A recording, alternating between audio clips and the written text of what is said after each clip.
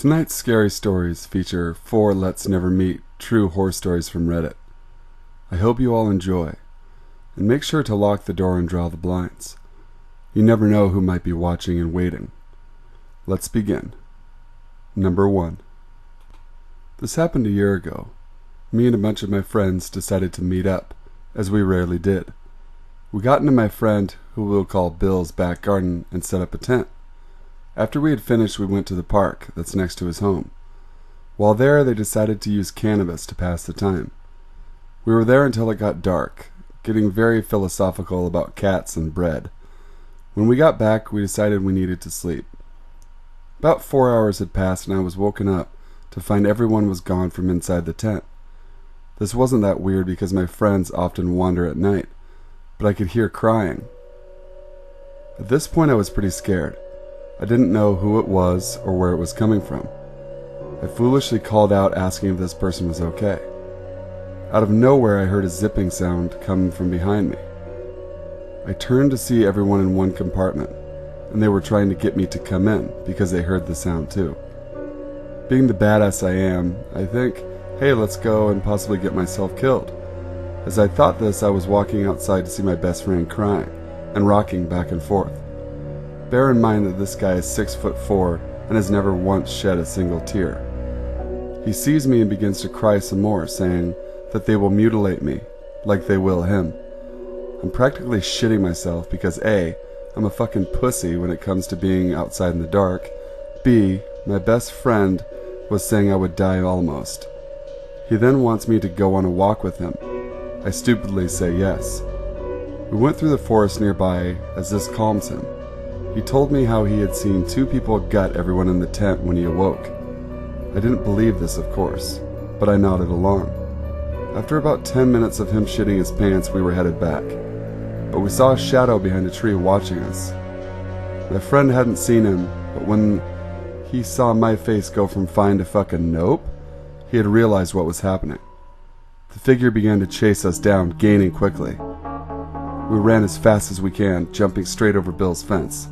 We heard the man cussing us out as he was walking away. I'm glad that we made it out. Otherwise, who knows what would have happened. Shadowy figure, let's never meet again. Number 2. A couple weeks ago, me and my sister were staying up late listening to scary videos while our older sister was getting ready for work. It was around 3 a.m. and we were getting tired, so my sister decided to leave my room and go to bed. My other sister left to work and was gone for about 30 seconds. She came back trying to open the front door and was basically begging us to let her in. Since my sister's room is right next to the front door, she's there quickly. She opened the door and our older sister began to freak out, saying that she thinks there's someone behind her car. She parks at the neighbor's house because nobody lives there and she got a ticket for parking in the street. We didn't really believe her since she kind of laughed about it, mostly because she didn't know if it was real herself. She asked if we would walk her to her car just in case.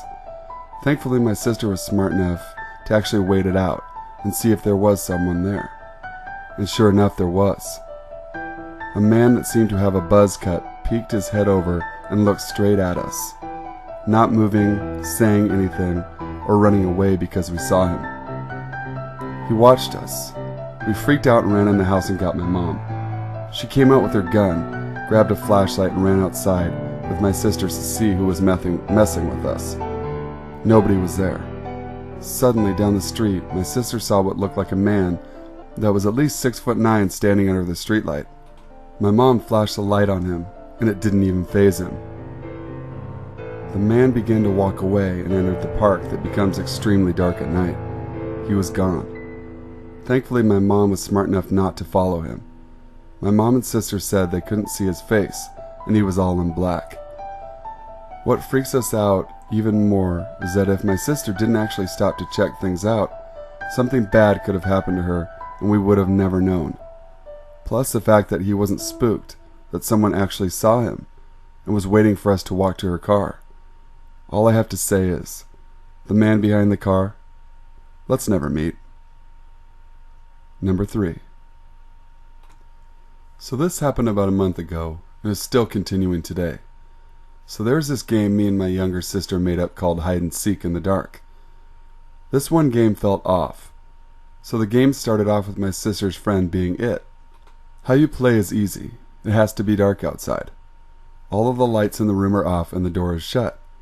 The person who is it has to try to find them in the pitch black. So carrying on, my sister's friend, who we will call Amy, was it.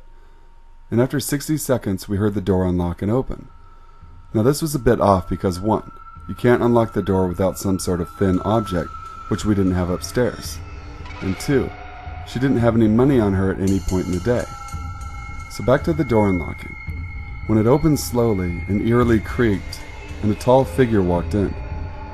Because my younger sister was next to me, I tapped her shoulder and motioned to her, "Be quiet." The guy started looking around the room, slowly turning his head to make sure he saw every inch of the room. Thankfully, I had a chair in front of me and a tiny pool stick next to me. I slowly and quietly grabbed the pool stick and lifted it up. But by the time I got up, the guy had gone out and shut the door so quietly, I couldn't even hear the door creak. All of a sudden, I heard a blood-curdling scream coming from downstairs. That's when I realized my mom was downstairs. Now, I'm not the type of kid you want to mess with. I'm 13 and I'm a pretty strong kid. So I clutched the pool stick and literally jumped down the stairs and sprinted into the living room. I knew that if this guy even fucking did as much as scratch my mom, I would kill him. I kicked the door open and I saw the guy grabbing my mom's bra and slowly pulling it down. I flipped at that very moment. I ran up to the guy and jumped on his back and started hitting him in the neck and the face with the stick. I realized that the stick had started to break, so I dropped it and started punching him as the guy was still trying to strip my mom. The guy then gave up and threw me off his back. My sister screamed this time, and if this crazy fuck thinks he can do the same to her, he is in for a fucking surprise. I grab a knife from the kitchen and run upstairs. I see the guy trying to get into my parents' room. Then he sees me. Before he has a chance to hit me, I stab him in the thigh, and he lets out a loud cry. Runs into the bathroom and jumps out the window. Also, my sister's friend Amy was never found. There was a search around the house, and all that was found was her blood in the bathroom. A few weeks after this happened, we've got tons of letters from who we think is the guy. We have sent them to the police and are still waiting for results. Number 4. This happened to my family and I one night in the early morning hours many years ago. My family enjoys going to concerts together, and we happened to go to Hallowicked. I can't remember that year, but it was the first year ICP took Hallowicked on the road. We had an amazing time with the show ending around 11:30 p.m. We hit the road since it was a 130-mile drive from Portland, Oregon up by the capital of Washington. On the highway we had a ways to go, so we decided to stop at a rest stop so everyone could stretch and use the restroom. It was my mother, older brother, little sister, and me. I was driving my brother behind me in the back seat, and my mother in the passenger seat and my little sister behind her. What happens next seems to happen only in the movies, but it really happened to me. I got back onto the highway just reaching 60 miles per hour. I see some headlights off in the distance. I was going along doing nothing but looking ahead of me. I look in my rearview mirror and this truck that was only casting small headlights off in the distance was now about to ram the car at a high rate of speed. My mother jumped into my throat and I punched the gas pedal down the throat. My brother looked at me like, what the fuck? Until she looked behind us and saw the huge truck headlights barely a foot away.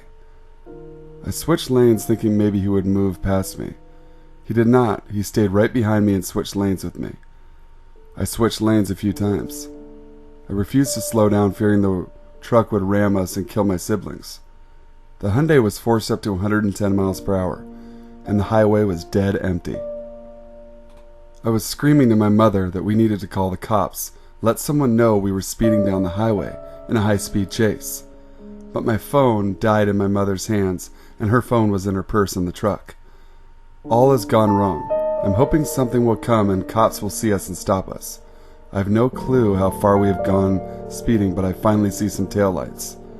Taillights that belong on a semi. I was so happy to see this semi. I went speeding right up to the side of the semi, and for the only time in my life, I cut off a semi and took the exit right there. Happy to see a gas station light on, I was thinking we could call the cops. But the gas station was abandoned and stripped of everything but the light up sign showing the shell of a gas station. I cried. I broke down, saw the truck drive past the exit, having no choice but to stay on the highway.